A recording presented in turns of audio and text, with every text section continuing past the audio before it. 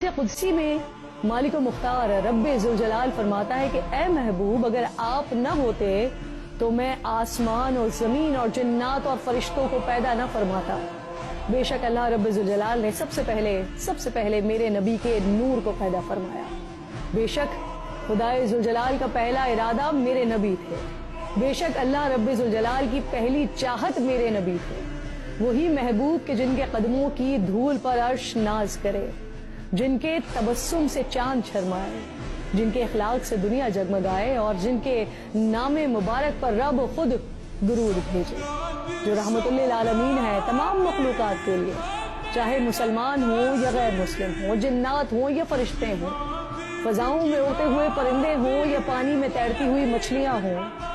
پہاڑوں کے نیچے حیوان ہوں یا زمین پر پھرتے جانور، جو بھی مخلوق خدا ہیں،